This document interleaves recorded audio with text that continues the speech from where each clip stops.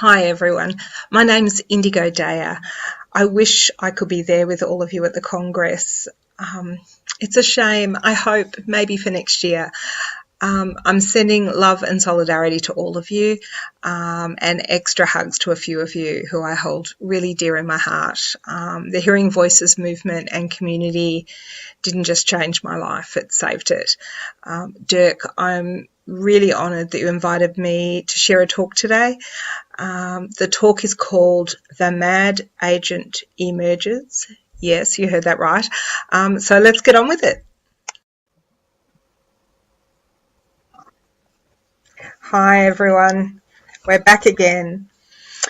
Before I dive into the content, I'd just like to acknowledge the traditional custodians of the land where I'm sitting while I make this video, and that's the Wurundjeri people of the Kulin Nations, and pay my respects to elders past, present and emerging.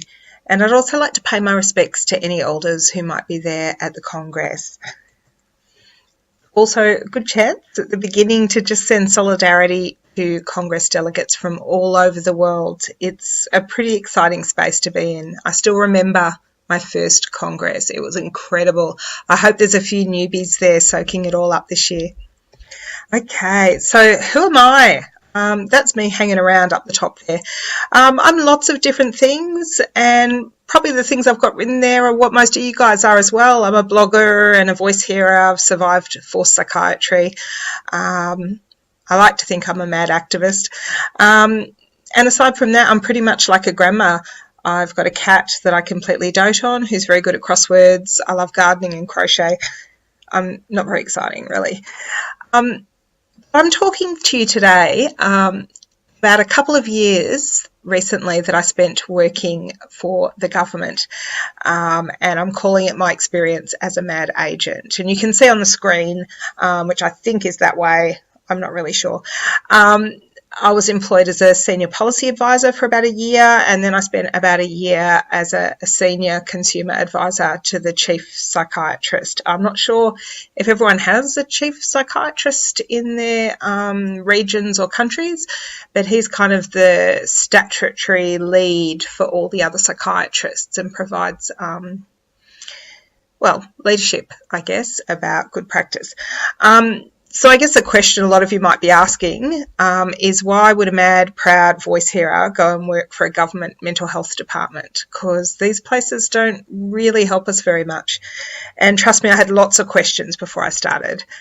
And I guess one thing that drove me was that a lot of people call Australia the lucky country, but in terms of human rights, we're really not so lucky if you don't happen to be middle class, upper middle class, white, in this country. The Aboriginal and Torres Strait Islander peoples of this nation have had a terrible history since invasion, colonisation, just years and years of genocide, including massacres, stolen generations of children from their families. And many of you will have heard about Australia's treatment of refugees and asylum seekers, which quite frankly makes me feel ashamed. Sadly, the mental health system is nothing to be proud of either. So that's very motivating for me to be a part of change. And I guess, like so many of us, my own experiences drive me all the time. I still have the occasional nightmare about ending up in hospital again. And by this time in my career, I know probably 10% of the people who work in the sector, so I'm pretty sure someone would help me escape. But you know, what's up on the screen at the moment I hold really dear. It's not health care if it's forced, and that really drives my passion and interest in human rights, and was part of why I decided to get into a government job to see if I could make a difference. I was also a bit driven by I guess having spent a lot of my career as a mad person on one side of this sort of rift that we have, which is this side, you know, holding to this idea that, which is from Audre Lorde, who was a feminist and looked at intersectional feminism. This idea that the master's tools will never dismantle the master's house. And that's something I've felt to be quite true for a long time, and it's why a lot of us sit on the outside critiquing the system, because we feel like we'll be colonised or co-opted on the inside. You know, there's another way of looking at this stuff as well, and it's sort of summed up in this quote that if you don't have a seat on the table, you're probably on the menu, which isn't where you want to be. So for a lot of years, voice hearers, consumers, psychiatric survivors, my language might change a bit during this talk. So please forgive me for that if you can, or don't if that's your choice. But for years, many of us have fought to get a seat at the table where decisions are made. And there was an opportunity for me to, I guess, pull up a seat for a bit longer at the table. And I wanted to see what that was like. Another reason is slightly embarrassing, but I'm sure this is a crew that can relate, that really I just want to be Neo, or maybe Trinity, or maybe Neo from the Matrix.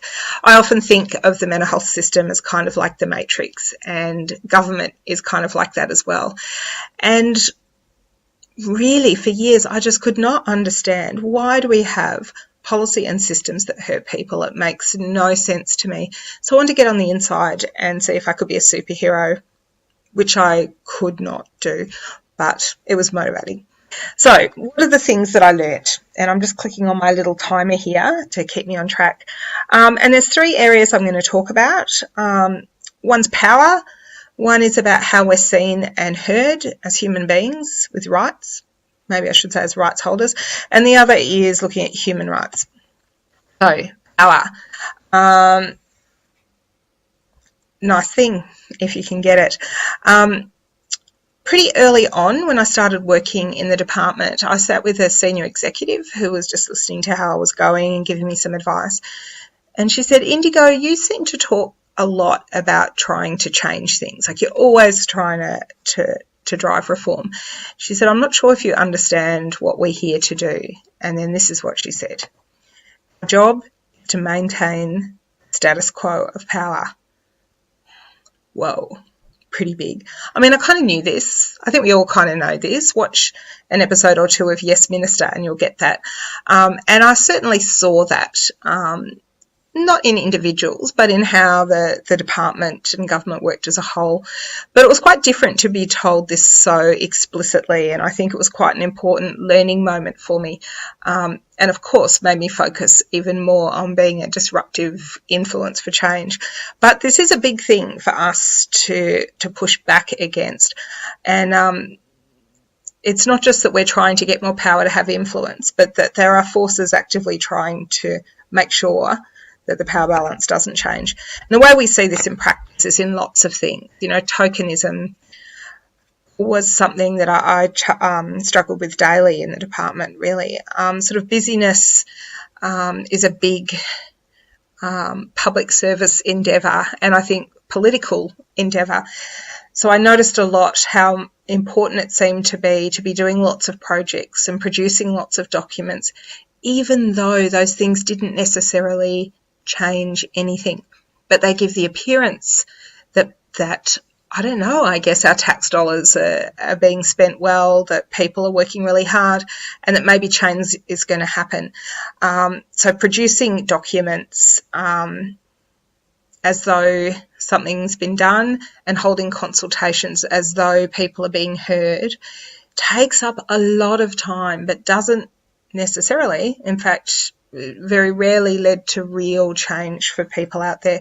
So these are things for us to watch out for. And I think a key lesson is to be very discerning about how and when we spend our time on those things and whether they're genuinely about change or not.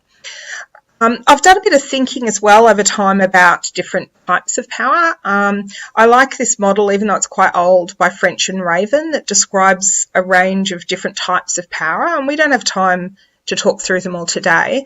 But, you know, 2 examples, coercive power, which kind of sounds awful. Well, it's not very nice, is like punishing or withdrawing resources. So if you can take something away that someone else wants, you have power over them. And we know that because we live that experience in the mental health system. Reward power, is being able to influence through giving. So an example of that in a political sense is making a political donation to a party is a reward power. Make the policies we want and we'll put $500,000 towards your campaign. Referent power, the one down the bottom, is the power that comes from just being really, really likeable. So there's different kinds of power, and there's also different people who exercise power, which I've sort of listed across the bottom. So let's go forward with this. In our space, when we're trying to influence change in human rights, we often speak about big pharma. I keep wanting to point at the slides, but I'm not sure which way to point. How awkward. I'll hold my hands down on my lap. We talk a lot about big pharma and psychiatry, and absolutely those guys have a lot of power. I have to say I saw no evidence of influence by big pharma in my time in the department, but maybe that happens at our federal level rather than the state level. I don't know. Certainly, I guess it happens a lot more in health services with pharmaceutical company reps and the like. But if we focus just on these two, we miss a huge amount of influence. So what I really noticed heaps when I worked for government with all this other influence and power we don't speak about a lot in the Hearing Voices movement or the consumer survivor movement. And certainly in the 2 years that I worked in this space, I would say that I saw much more power being exercised by the nursing profession than I did by the psychiatric profession. And two areas that were particular struggles for me, and I've spent a lot of time thinking about, were the power of the general public, which is particularly in the form of voting. The coercive power is we won't vote for you if we don't like what you're doing. And the reward power, of course, is we will vote for you if you do what we want. And we can't ever underestimate that. And of course, there's a voice hearers at the end, because they're all consumers, psychiatric survivors.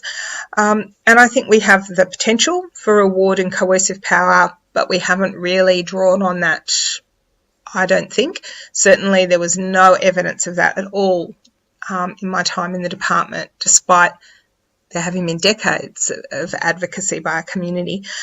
And in certain areas, I think we have negative power because of our experiences of madness.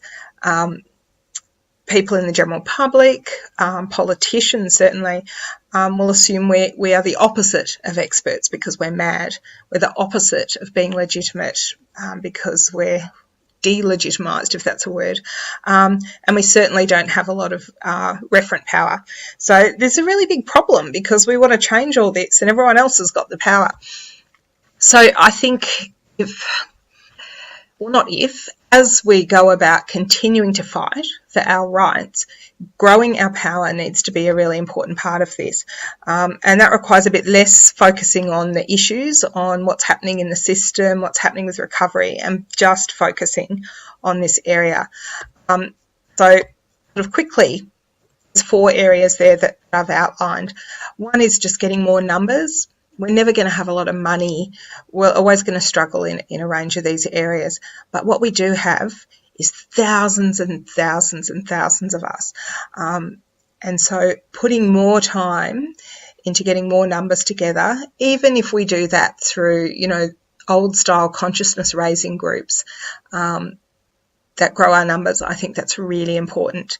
I think allies is another key area that really matters for our rights. And I think the Hearing Voices movement has been a shining light to other parts of the psychiatric survivor movement because it began really, didn't it, with an ally. I hope you're out there, Marius, somewhere. I'm going to take a guess if you're there and say that you're there.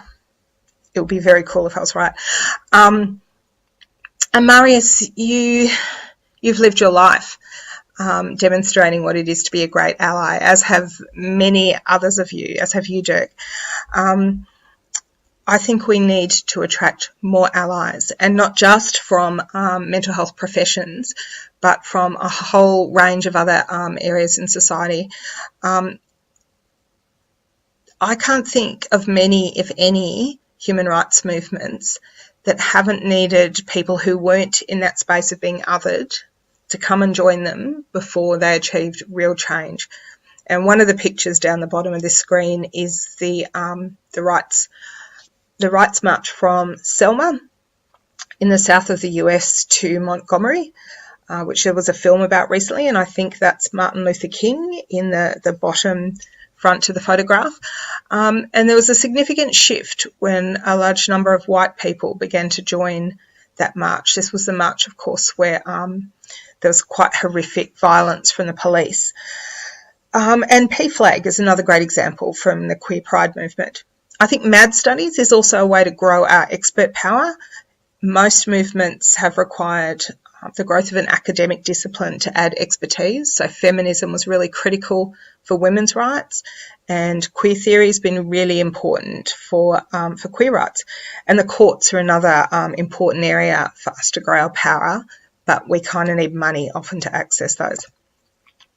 So let's talk about how we're seen, because this is a really big one for me, and I felt like it had some painful learnings.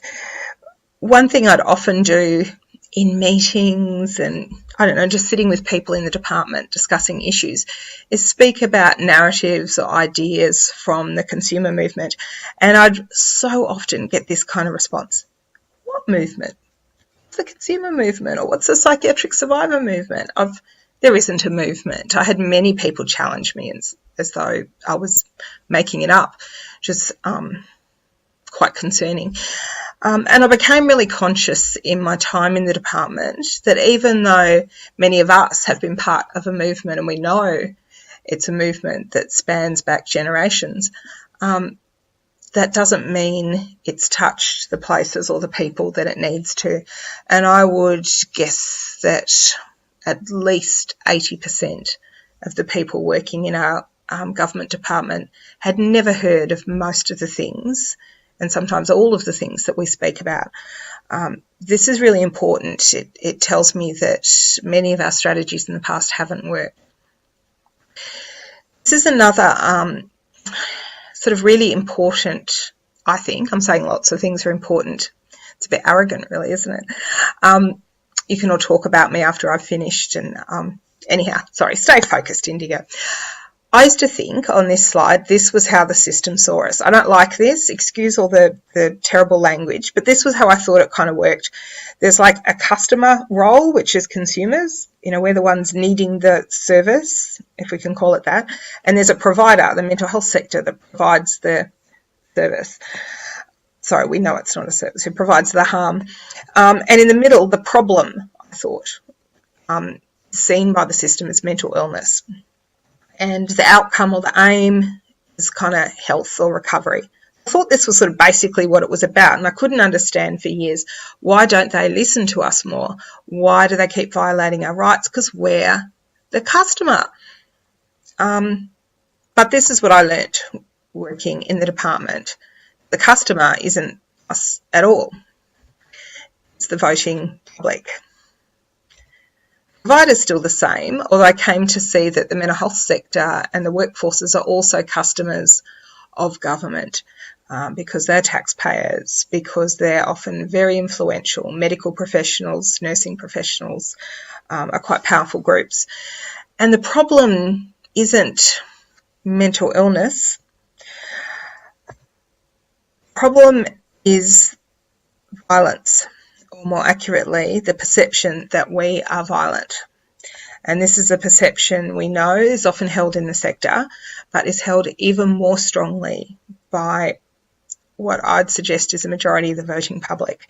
And so the aim of the mental health system is not to look after us, to listen to us, to give us what we need. It's to provide public safety to a community, a society that's frightened by us. And this starts to make then a lot more sense about why we're not listened to, because why would you listen to a problem? Why would you listen to violent people? You wouldn't do that. And so many people in the public contact government about concerns about the crazy person living down the street. And we hear these fears as well in other places, like in the media. So I've started collecting images from my TV screen every time I watch a show that uses psychiatric language in horrible ways. I don't know why, because now I end up having to stop watching shows. So one of these was Blacklist, the other was Teen Wolf, which honestly misuses the word psychotic. Actually, I'm not sure there's any good way to use the word psychotic, but anyhow, misuses it in almost every single episode. This ignorance and prejudice is really embedded in our societies, and I believe it drives why the system is there. This is similar to other people who face ignorance and prejudice. This is not our problem alone, but how it impacts us is different to other groups. So I've shared 2 other examples here because I know they'll be that these will also be really sad issues happening in other countries, although I have to say I'm particularly ashamed of the level of racism and prejudice in my own country, Australia. This is text from a brochure by One Nation, which is a right-wing political party in Australia that calls for a stop to Muslim refugees. And I think that public attitudes towards madness, and I guess particularly voice hearers or schizophrenia and psychosis, are very similar to what we see with Islamophobia. And the other, I hate showing these slides, really. It makes me so sad. This is one of a whole series of racist cartoons that have been presented by News Corp media in recent months. And this one is making comments about young people who've been refugees from Sudan, the Horn of Africa. So there's been a whole public narrative that's claimed that there's, this tidal wave of violence by young people in African gangs. And there is no such issue at all. There is some violence from young people with an African heritage, and it's something like 1% or less of all violence. The vast majority of violence, which will be quite shocking to you all, I'm sure, is perpetrated by white men who were Australian born. But nevertheless, these prejudices persist and they drive governments to make terrible policy. And we all know this as well. We're living in an age of populist politics. And we just have to look to Trump to understand what that means. But there's many examples of that, including here in Australia. This stuff affects us as well. And it was quite noticeable to me working in government that we were seen in the same kinds of ways, that we're, whether or not we actually are violent, we're perceived as being a cause of concern to the voting public, and that drives systems and services that violate our rights and that control us. And so when we come along and say, but this is more helpful, this is what we need, that's kind of irrelevant to government. So this is something we've got to work with. I'm aware that we spend a lot of our conversations discussing this fellow. I call him Get Fatapine. You might call him what might you call him? Olanzapine, clozapine, whatever you like. They're pretty much all, though, constructed out of a substance called Get Fatapine, I think.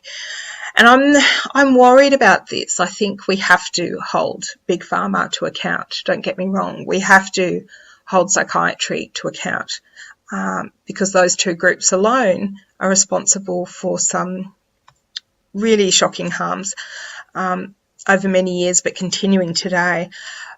But I'm increasingly, after my recent experience, wondering if we spend too much focus on them to the detriment of the issues I've just been discussing.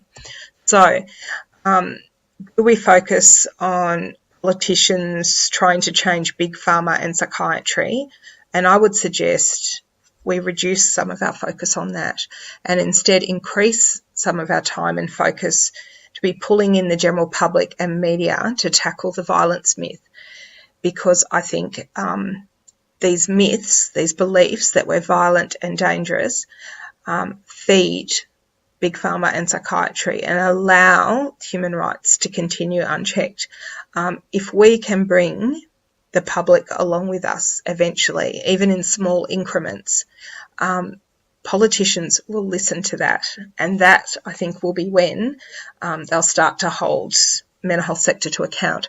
So for me, I'm increasingly interested in what we can do to bring other people on board with us, and a really big group there for us to tackle.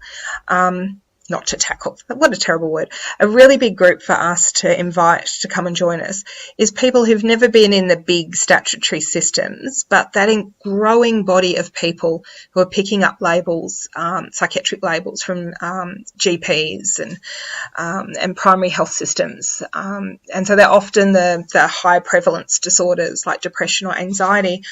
And those guys have a really different experience in many ways to our community.